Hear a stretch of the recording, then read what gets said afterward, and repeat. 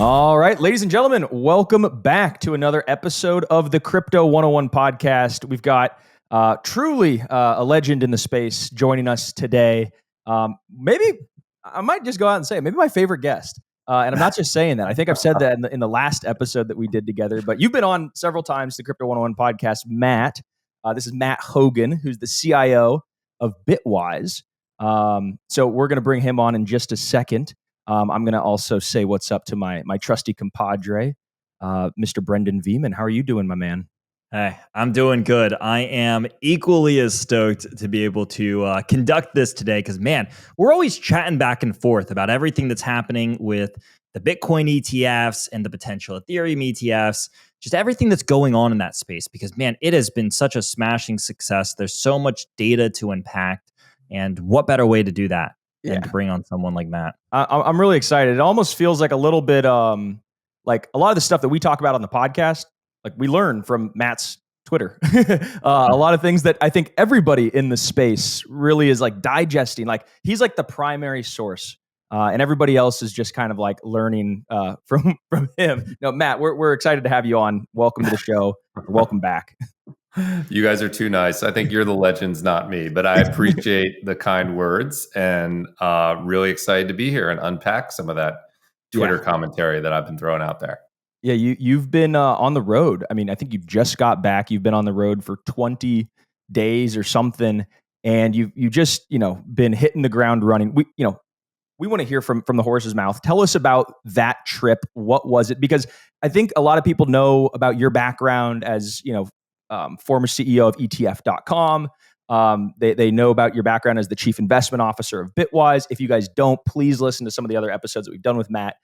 So we actually want to know what is happening now. Your boots on the ground. You are in the battle of your life, basically, getting financial advisors, pension funds, mutual funds, just all these people across the world, getting them interested in the Bitcoin, specifically the Bitwise ETF. So tell us about this trip. Yeah, that's absolutely right. It's been a phenomenal trip, an inspiring trip. 20 days on the road. It was a mix of speaking at conferences. As an example, I spoke at the Barron's Top RIA conference. That's the 100 largest and most important registered investment advisors. I got on the main stage there and spent an hour talking to them about Bitcoin. I was in Colorado. I was in Miami. I even made a trip to London. And basically, I wanted to do two things. One, I wanted to advance the case, of course, for Bitcoin and for Bitwise's ETF, BITB. But two, I wanted to see how financial professionals are thinking about Bitcoin, right? We're 2 months in. Are they adopting it in mass? Are they doing it all at once? Is it only retail investors and non-professional investors? And I'll give you 3 quick takeaways and then we can unpack them. The first is it's not just retail. I met financial advisors. I met with some of the most sophisticated family offices in the world, people who control $50, $100 billion. I met with institutional consultants. I met with, wirehouse advisors and executives, firms like Morgan Stanley, Wells Fargo, et cetera. And they are adopting Bitcoin, not all at once, but they are adopting Bitcoin. There's some of the people who are purchasing our ETF. So it's not only retail. The second big takeaway, and I tweeted this out, is that 3% is the new 1%. So to unpack that, Bitwise has been serving this community of professional investors for almost 7 years. And for those 7 years, the message was get off zero, allocate something, maybe allocate 1% of your portfolio. We almost said it sort of sheepishly, like what could go wrong? You could lose 1% of your wealth if it goes to zero. At least do that. Now, people are saying 3% or 5%. I heard those two numbers much more than 1%. Again, not everyone's allocating, but if they are, they're talking about 3% or they're talking about 5%. And then the last thing that I really realized coming off of this trip is that the inflows we've seen into these ETFs over the first 2 months, which have been incredible, fastest growing ETFs of all time, those are going to continue, not in a straight line, but they're going to continue for multiple years. And the reason I say this is I just increasingly realized that there are all these secondary decisions that have to happen, right? We waited for 10 years for the SEC to approve an ETF and we celebrated. But now we need Morgan Stanley to approve ETF and UBS. and Wells Fargo and Raymond James and all these other platforms that control trillions of dollars of wealth.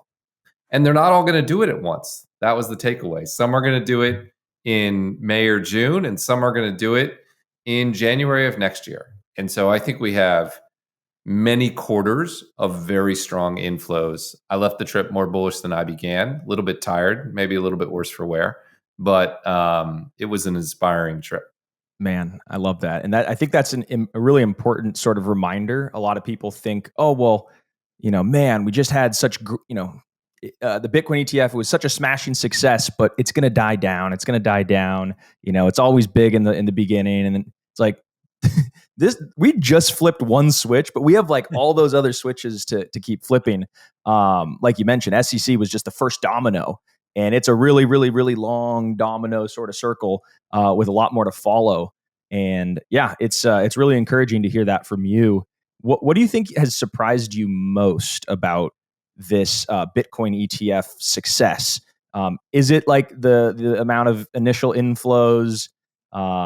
Is it something else? What's just most surprising? That's a great question. Two things jump into my mind. One is the amount of initial inflows. I mean, I knew it was going to be successful, but this is so far off the charts. It's hard to believe. Bitwise's ETF, in my view, is the best Bitcoin ETF, but is not the only Bitcoin ETF. It's not even the largest. And we're growing faster than the gold ETF grew when it launched. We're actually the eighth fastest growing ETF of all time. So this is off the charts. Out of like 10,000 ETFs that ever been launched. That's exactly right. Yes. That's crazy. It's unbelievable. So the size of the flows really has surprised me. And then the other thing is maybe more nuanced, which is, like many of us, I spent 6 years fighting all sorts of familiar FUD. Yep. Criminal use FUD, energy use FUD, Tether FUD, Craig Wright FUD. All of that have faded away. I actually got zero questions about those things. And people seem to have made this like overnight shift that Bitcoin's not going away. And if Bitcoin's not going away, those aren't the questions that matter. The questions that matter are now 1%, 3%, or 5%.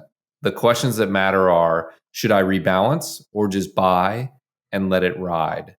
The questions that matter are, which ETF do I choose? And I was just surprised by how much the FUD, which occupied so much of our lives for so many years, just has been sort of kicked to the side, like no longer relevant. Now we're in ETF land. Now BlackRock is here. Let's talk about different, more exciting questions. It's been a sea change. It's really, really interesting. And, in those conversations, do you refer people back to the paper that you wrote for the CFA, which I'm blanking on the name. Hopefully you can remind me. But I read a big portion of it. I mean, it was a lot. But what the crux of it, from what I understood, was basically, there's statistical analysis that you could show by even just adding 1% of a classic 60-40 portfolio. Adding 1% Bitcoin could enhance returns by, 20% or something. I don't want to butcher it. But can you tell us, like, is that a resource that are people interested in that now? And what actually is the unbutchered version of all your findings? Yeah, no. You did a good job. That's absolutely a resource. And, that was the first maybe professional publication on crypto in a portfolio. And we've updated it since. But that opened people's minds. And now that they accept Bitcoin is going to be here, they're willing to engage with it on that basis. I think the really interesting thing from that study, which looked at what happens if you add 1%, 3%, and 5% Bitcoin to a traditional stock and bond portfolio, looking at all the different time periods that have existed. It never surprises people that Bitcoin boosted returns because it's the best performing asset of all time. Of course, if you sprinkle it in, it will boost returns. What that study showed is that it boosted returns without significantly boosting your volatility. And that's where people's brains break, because Bitcoin, of course, is very volatile, bounces around a lot, but it does a different thing than stocks and bonds. So you add it to a portfolio, it boosts your returns, but your volatility stays flat. And that's like magic to institutional investors, right? That is the holy grail that they're looking for. And at least historically, that's what Bitcoin has delivered. And then I spend a lot of time talking to investors about why I think that will continue into the future. Love it. So what are your revised expectations now for inflows, right? Because we have a couple months of data to kind of look at and analyze, and things have kind of been off the charts. But yeah, I mean, great question. Look, I think we could get to $50 billion in inflows this year, which is outrageous. To put that in context, 12 or so? Now we're about 12, 13. Yeah. Okay. And just so we could do another like 5x almost. Yeah. That's crazy. Yeah. And just to contextualize how crazy that is, before this ETF launched, the fastest growing ETF of all time in its first year was the Qs, NASDAQ 100 Qs, invested in NASDAQ technology stocks. And it brought in $5 billion in its first year.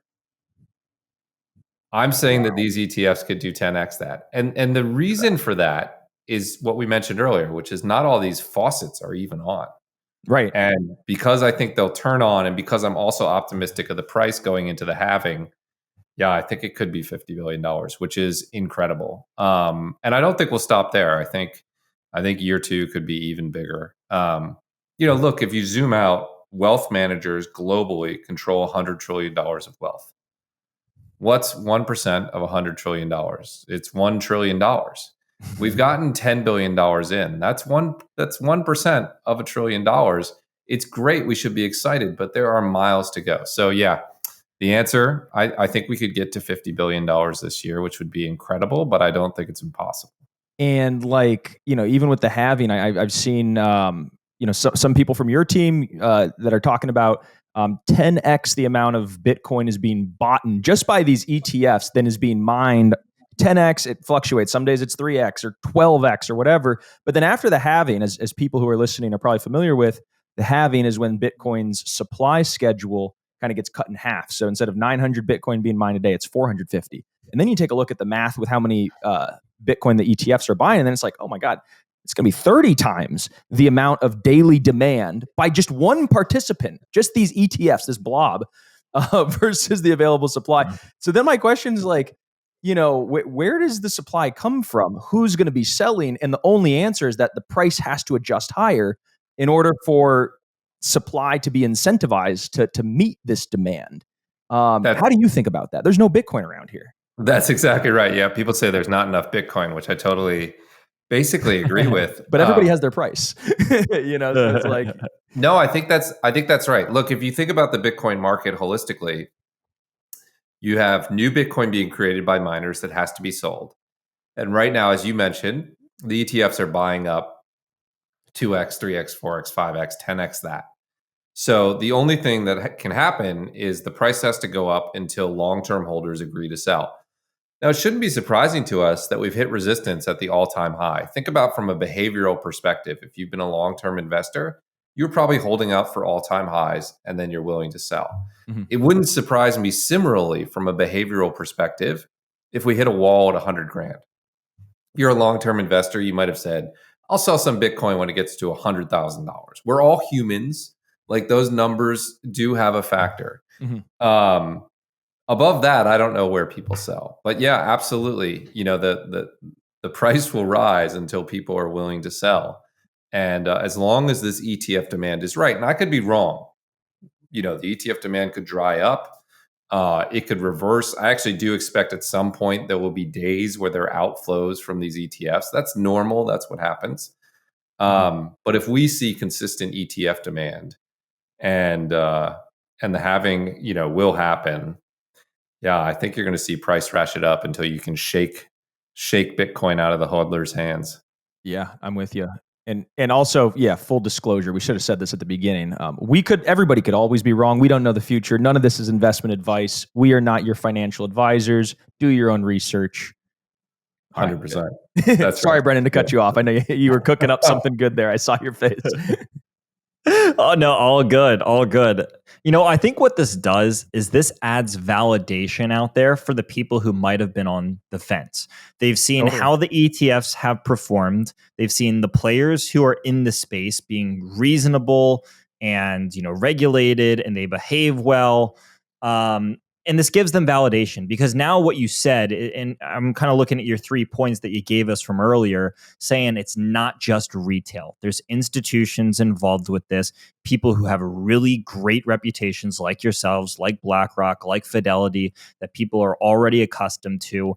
And those very same players are now saying, hey, where it used to be, have 0% allocation to this stuff. Then they started saying, okay, well, maybe you can allocate 1%. And now we're at the place where they're saying allocate 3 to 5% of your portfolios to something like these Bitcoin ETFs. And again, I think what this has done is give validation to the space as a whole, and to the people who are on the fence, and maybe even a step further, maybe beyond the people that were just on the fence, the people who were anti-crypto and being like, I don't want to touch this stuff. Well, now, they might walk into their annual meeting with their financial advisor, and he's the one sitting them down at Fidelity saying, you need exposure to this, and I think it would be good. So yeah, it's wild how far we've come.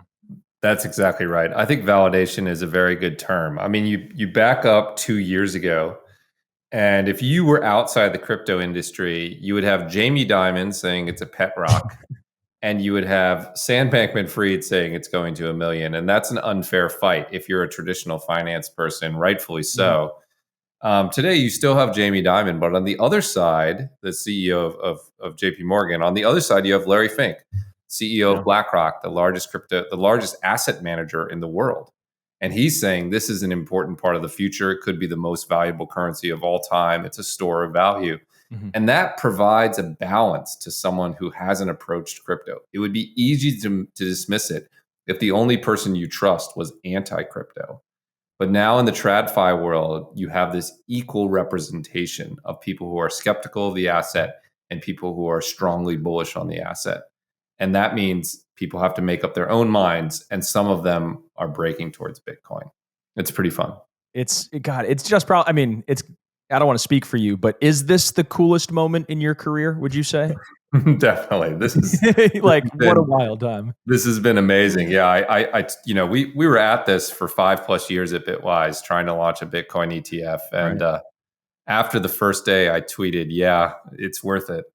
And it has been worth it. It's just been, when you believe in what this asset class can do for portfolios and for the world, to see people finally recognizing that, and to see a clear path on the next few years of where this thing is going, it's just tremendously fun. And that keeps me going even when I'm on the road for 20 straight days. Yeah. and I mean, even what's so cool about like what you guys are doing, it's not just like money. Like, sure, like Bitwise is going to be making a lot of money from this, but also correct me on the exact things, the percentages, but I think a portion of every profit earned is given back to Bitcoin developers. Is that right? That's right. Yeah. 10% of the gross profits of our ETF go straight back to Bitcoin core developers. That's right. And so buying the Bitwise ETF, which is competitively priced to all the other ETFs in terms of management fees, you're doing you're doing the Lord's work. You're doing Satoshi's work by helping maintain it, because software is run by people.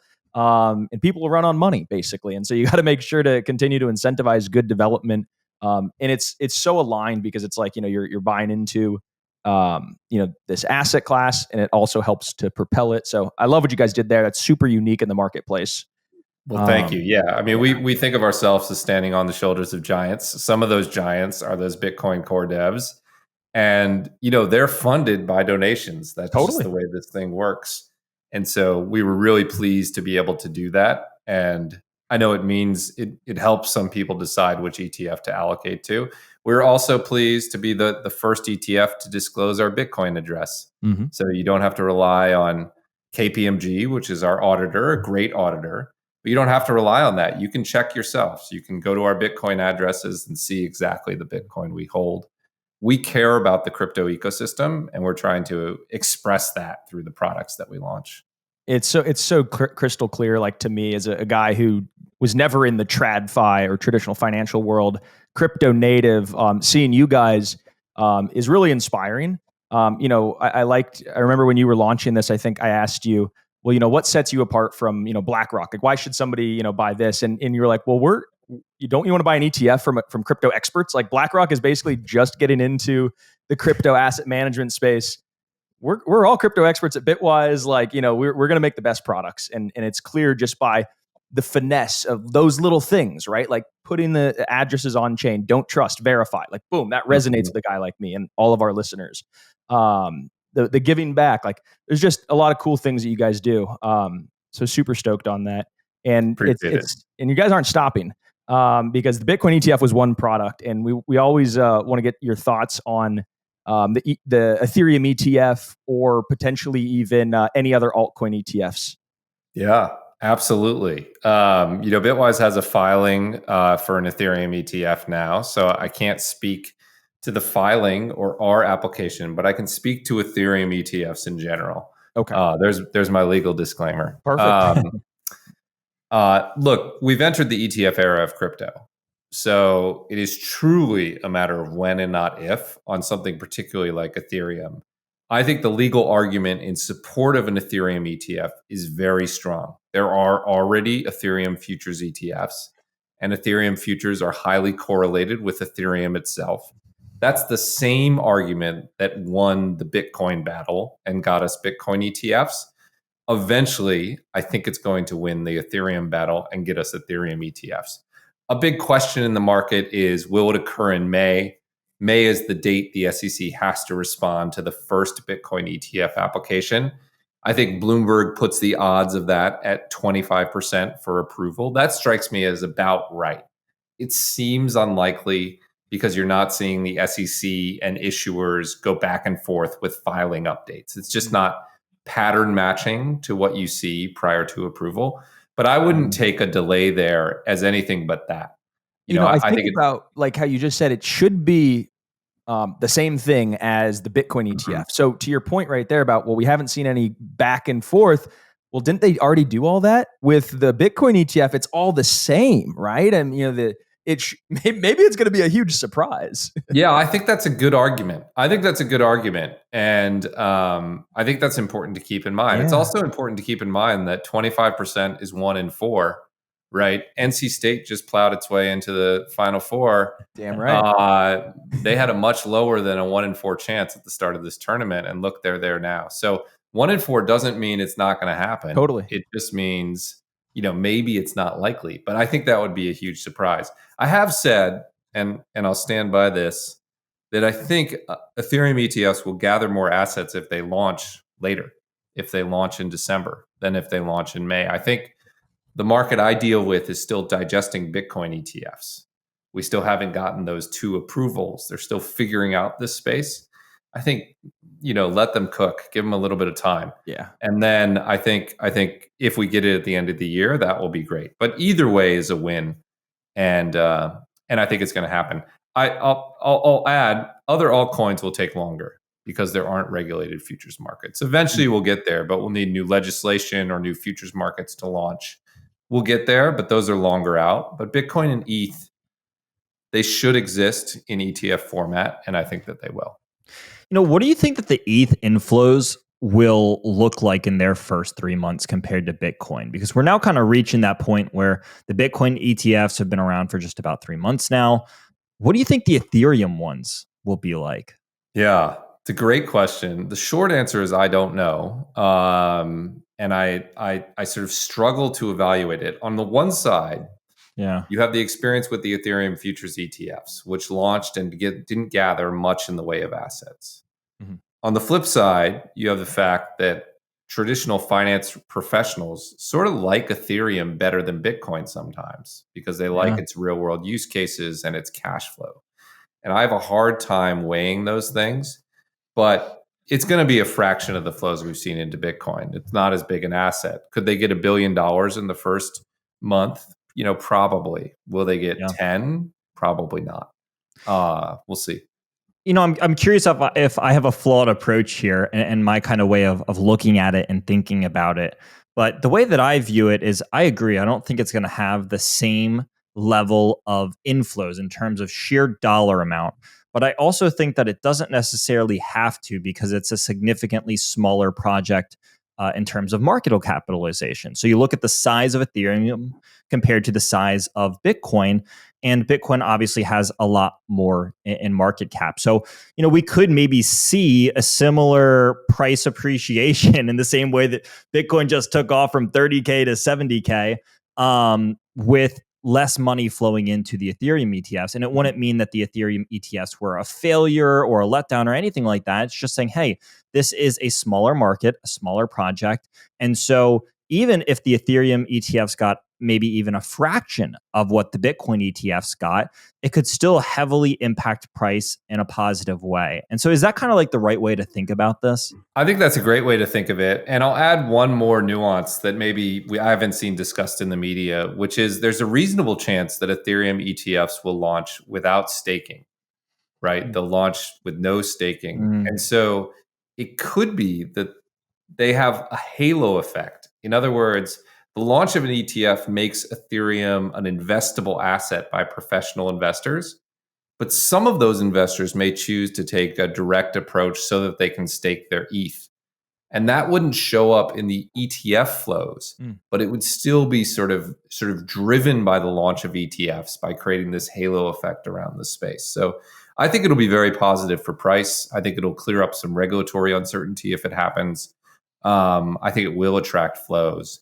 And as you mentioned, it's a much smaller asset. So even if it's not $10 billion, I think it'll still be a big deal. Yeah. And also just like with the staking stuff, I mean, for people at home, they're like, oh, maybe what is that or why is that useful? But think about just being able to get like an automatic dividend in, on your Bitcoin ETF. Like that would be super cool. And having, maybe even have it auto compound, right? But since Bitcoin's proof of work, Ethereum's proof of stake, well, you can do that in proof of stake. But then people are kind of saying, well, maybe that's too security like. So who knows? I'm definitely not a lawyer. Matt, are you a lawyer? I'm not a lawyer, but you summed it up. Legal advice publicly? No legal advice, but you summed it up. Yeah, it's gonna be you summed it up well. Yeah. But I'm also curious. If we want to tie the knot on the Bitcoin ETF and any ETF discussion, anything we left out, but that's not all Bitwise does. You guys have a whole host of other business. It's not like you guys are just a Bitcoin ETF issuer. You guys have like many other products that are very much worth discussing. So, anything we want to say on that before moving on? No, you did a good job. I would just encourage people to think in multiple years. I'd add one more fun fact from my ETF background. The gold ETF, people got very excited in year 1, but actually inflows were higher in year 2 and then higher in year 3 and then higher in year 4 and all the way up to year 7. 7 years of ascending inflows. I don't know that we'll have the same thing in Bitcoin. It could be shorter, but it's going to compound over time. Year 2 will be bigger than year 1. Year 3 will probably be bigger than year 2 is my gut on this. I like that. Do you think that's because people are like waiting to feel the waters? Maybe they have this idea ingrained into their head of the past and people looking at Bitcoin being like volatile and more of like a risky asset. And so do you think that like that is the thought process behind this of people saying, okay, let's give these ETFs a year of being around, feel out the waters, and then they go, oh, okay, I can actually dip my feet into the water now. Check the liquidity, the spread, the vault. Like there's things so much that like you can't really, like if you're a pension fund or one of these massive advisors, you can't just read something, an S1 or some paper and be like, yeah, we'll offer that. Like you actually have to probably see how it trades and like what are the actual market dynamics and are all the participants solvent and like all that kind of stuff for a year or two before. I mean, I think about how slow I move when I'm just moving my money. Think about $1 trillion advisor. Like they think in terms of, decades on their decisions. And, it's just so crazy, like the mindset of like those allocators. It's absolutely right. These are super tankers and not speedboats. It takes them a quarter to organize a meeting. Yeah. And I don't mean that derisively. Like that's actually true. They launch and then they take a quarter, they decide to meet and then they decide to write a white paper on it and they study it for 6 months, which sounds ridiculous to us in crypto. But again, as you mentioned, if you're investing for the next 100 years, this month, next month, it's all the same, right? You still have 100 years to go. So yeah, it is fun to watch and they do move on very different timeframes than what we're used to in crypto. Yeah. It's a thing of beauty. Seeing all the minds shift. Easter was recently, having conversations with family and friends, and people warming up to crypto now that it's now they're seeing it in their brokerage account. And one of these Mhm. family friends was talking to me about MicroStrategy and how it's the best thing since sliced bread and stuff. So I'm like, oh wow, like all right, people are really here now.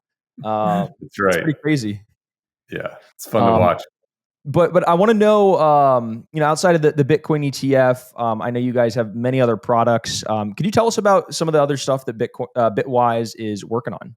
Yeah, sure. So, we have about 19 different products in the field that serve a variety of different investors. Probably the most directly interesting one to most people, we have a crypto index fund called the Bitwise 10. It's available as a ticker BITW, although it can trade to premiums and discounts, which is important for people to understand. And it's also available to accredited investors as a standalone fund product. Hmm. The beauty of the index approach is, Bitcoin's very exciting, Ethereum's very exciting, but there are a lot of exciting assets. So it just holds the top 10 assets, screening out assets with risks. And that's been a very successful product for us. But our goal is to build high quality products wherever people want to invest in crypto. So we have a DeFi index fund, we have an NFT index fund, we have a fund that holds everything except for Bitcoin amongst the large caps. We have an active sort of hedge fund of funds strategy group. Wherever there is interest, and there's a lot of interest, we're looking to build products. And, we have some products that we're thinking about for the future as well. So it's fun. I love it.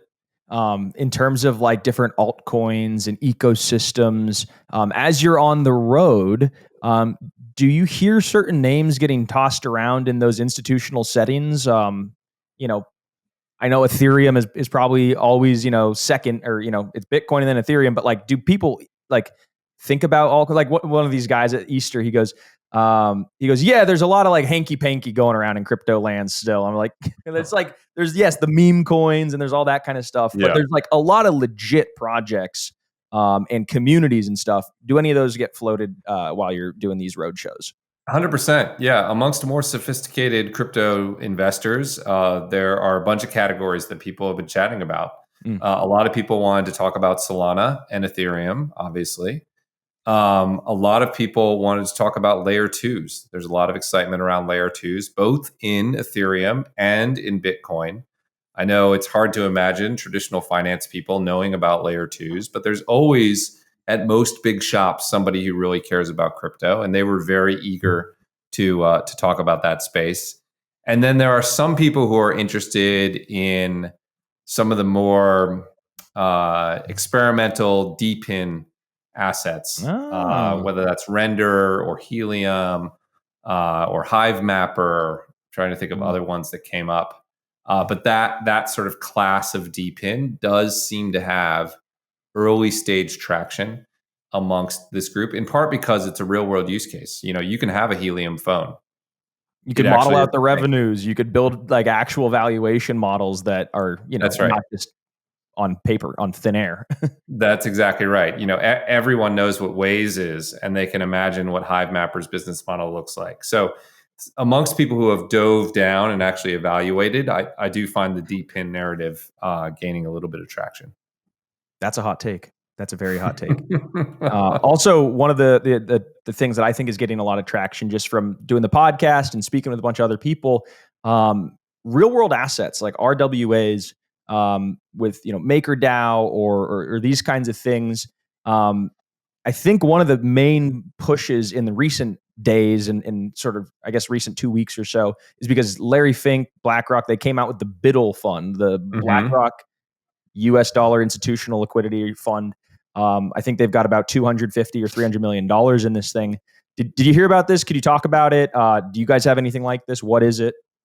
100%. I've heard about this. Yeah, this is taking traditional assets and putting them online, either to serve a crypto native audience or to serve investors from TradFi who would rather have their funds trade 24/7, 365 than 9:30 to 4.5 Eastern days a time. week. I mean, yeah, people talk about why we need tokenization. Just think about that. these ETFs. I love ETFs. ETFs don't even trade bankers hours. They trade like senior bankers hours. And many people want more exposure. I'll say what I found the most interesting thing about BlackRock's move, which is, I think, maybe a little bit underreported, is that they built it on Ethereum. Right. If you go back 2 years, 4 years, that would have been built on a private blockchain. It was all private blockchains. It was all Hyperledger. It was all, this obscure blockchain you've never heard of. Now it's on a public blockchain. It's built on Ethereum. To me, that says a huge amount about what's changed in crypto. We've gone from blockchain not crypto to blockchain is crypto. And the largest institutions are now building on Ethereum.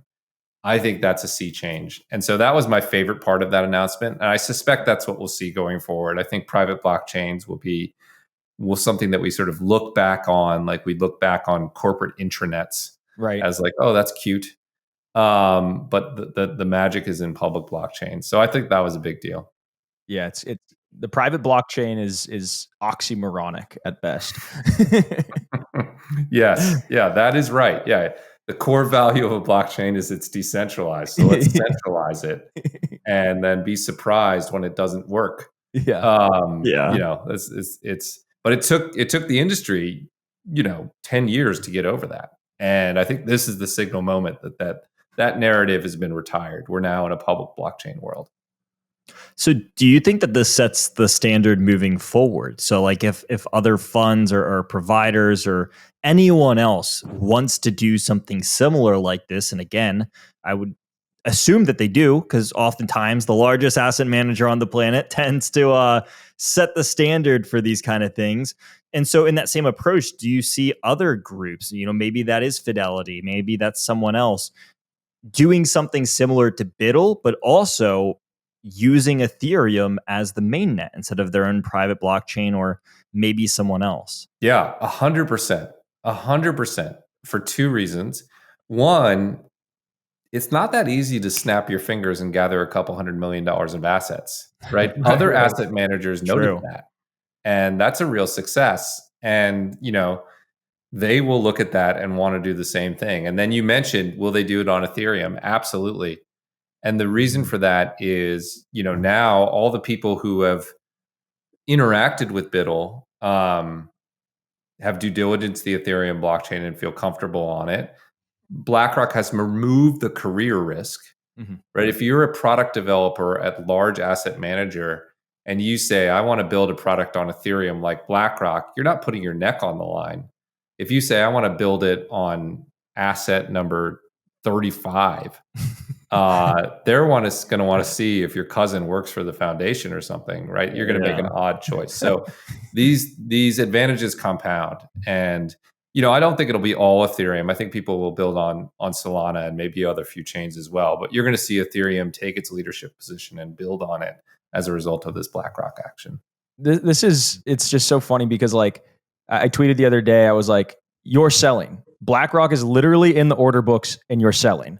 Like, it's just crazy because it's a paradigm shift in the sense of market psychology, just like you outlined perfectly. There's no career risk. You're following in the footsteps of like the wave makers in traditional finance. And it really sets that trend, right? Prices are people. Prices are the perception of people, like all that kind of stuff. And at the end of the day, like when BlackRock's doing it and they're setting that new long-term trend, those new long-term holders, maybe that volatility that crypto's been notorious for, Bitcoin, 100 vol annualized asset or whatever, maybe that does come down because you just have that, constant bid from not only just, people actually in the order books, but just that in the back of your mind there, if there are sharp dips, people now view that as an opportunity, a quick correction. Let's, buy the dip because, that's maybe as deep as it's going to go. And like, there's just a whole psychological shift that I think is going to sustain higher for longer, except Bitcoin prices, not just interest rates and inflation. I think that's exactly right. Yeah. And I think people will increasingly zoom out and take that multi-year perspective. Where's Bitcoin going to go next week? I have no idea. But if you zoom out, like where's it going to go in the next 5 or 10 years? I have pretty high conviction on that. Yeah, I couldn't agree more. Well, not to make you do any short term predictions because nobody knows. But Brendan was asking me earlier. He's like, I wonder what if he has any bold predictions just for the end of the year. And and you shared $50 billion, $50 Yeah. billion of inflows. That's a pretty bold prediction. But can we squeeze any more out of you? That's a pretty bold prediction, and I hope that I'm right on that one. We'll have to see. Look, I think my base case is that Bitcoin's going to challenge $100,000, and I suspect there's enough sustained ETF demand to get through that. And then above that, I don't know where it goes. So I don't have a price prediction above that, but I think there's a good chance that we hit 6-digit Bitcoin this year. Of course, I could be wrong. ETF flows could reverse. I particularly think there could be a lull in ETF flows in the relative near term as we wait for these big platforms to turn on. So I do think there's a possibility of a lull. But yeah, I think if I'm right, the stars are aligning for Bitcoin to break above 100K. And I don't know where it stops after that. I like it, man. Gives me goosebumps. No. Bryce, yeah, go for it. Bryce, what would it have been like if I were to come on the pod a couple of years ago when you were starting and I said, you know what?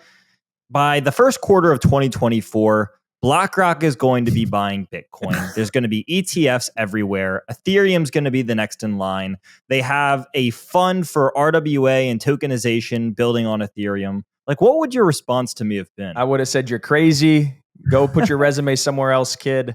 We don't we don't have space for dreamers like that. It's never going to happen. Here we are. Here we are. I love that. So true. Exactly. And now just imagine where we are in a few years. It's even more exciting. Yeah. Right. We always underestimate where we can go in the long term. That's certainly exactly right. overestimate where we can go in the short term. Matt, anything else that we missed? This was a ton of fun. I know you've got probably a million meetings and all sorts of crazy stuff. We're probably going to see you on CNBC or Fox Business next week. Who knows?